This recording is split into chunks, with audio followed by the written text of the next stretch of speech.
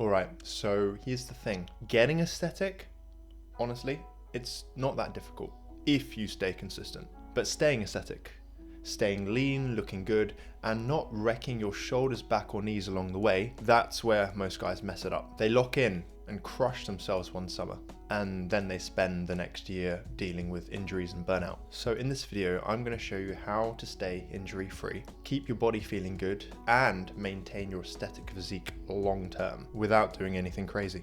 If you're new here, then welcome. My name is Matty. I'm a physio, personal trainer, and male model. This is actually the final episode in my aesthetic body series, where I basically show you how to train smart, build a physique that you actually like looking at, and doing it in a way that doesn't wreck your joints and gives you longevity in this fitness space. Longevity is the real flex. Anyone can smash a workout for 3 months and make progress.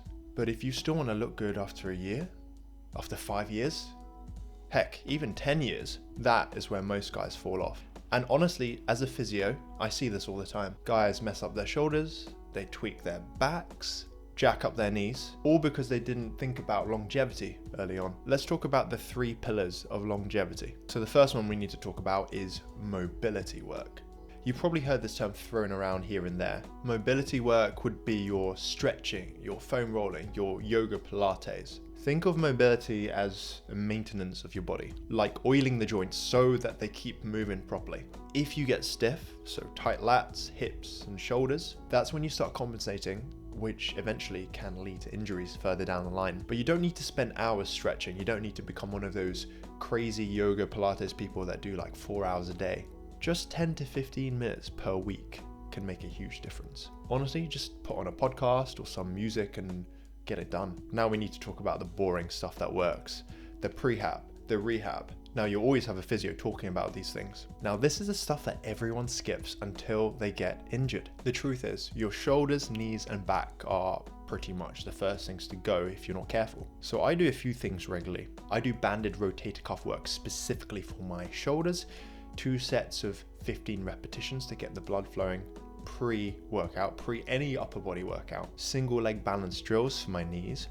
If you find that these get too easy, you can make these harder. So I've been doing fire hydrants. I'll do 2 sets of 10 to 15 repetitions to get my glutes fired up. Specifically the glute med, which is going to help with knee stability. There's also core stability that I do for my lower back. Nothing complicated, I just use the McGill Big 3. If you guys don't know what the McGill Big 3 are, then it's essentially 3 exercises that are scientifically backed to improve lower back pain through strengthening the core. You don't have to be doing the plank for like 2 hours straight.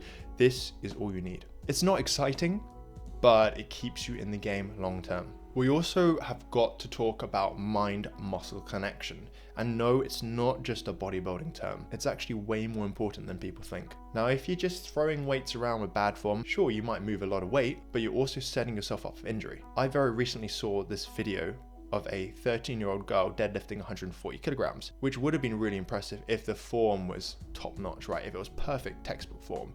Instead, her back rounded, her form broke down, and her spine looked like it was about to snap. Like, think of a dog having a poo. That is what her form looked like.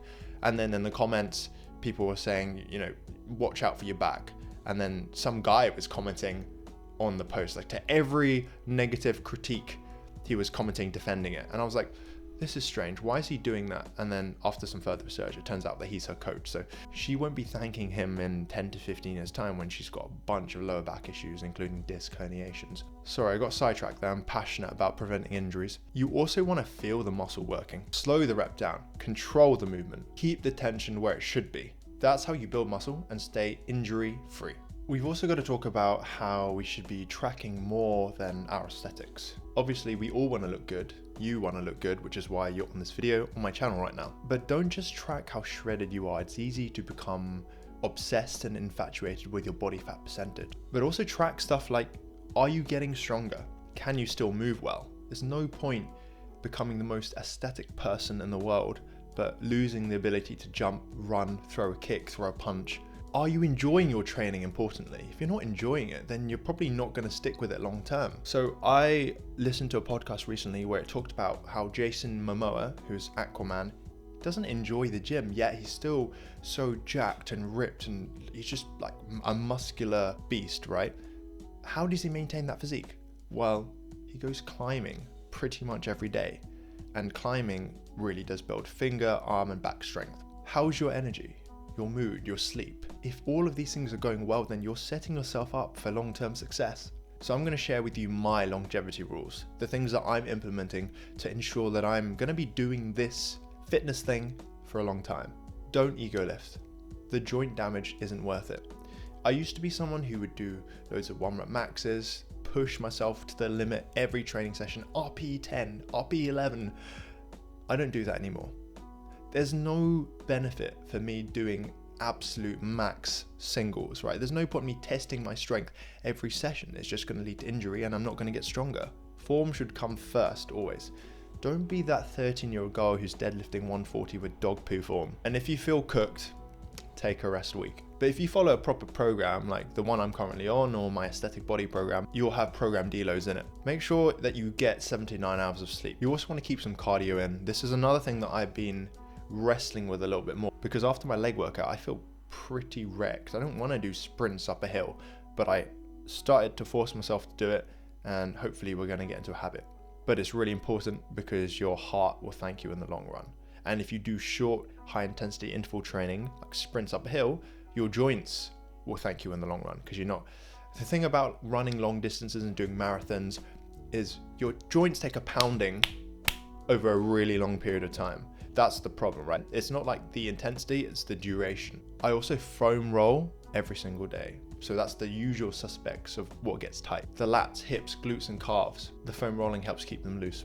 And I stay leanish pretty much all year round. Extra body fat really does put more pressure on your joints, makes you weaker pound for pound, and it does affect you hormonally as well. If you have made it through the entire aesthetic body series, then seriously, I appreciate you guys. I have really enjoyed making this series. It's given my YouTube channel purpose, something to focus on. If you've enjoyed it as well, then I'd really appreciate you hitting that subscribe button and the notifications bell, because I've got way more no BS videos about fitness and nutrition coming in the future. It's going to teach you how to build your physique smart, avoid injuries, and stay aesthetic long term. Also, my free 2 times a week aesthetic body workout plan to look like a model or Hollywood actor is in the description below, so go and grab your free copy. Drop any questions you have in the comments as well. You guys know that I pretty much reply to every comment. See you in the next one. I'm on my own, broken alone. I feel the rain crashing down all around this empty town. I'm searching for the lost and found.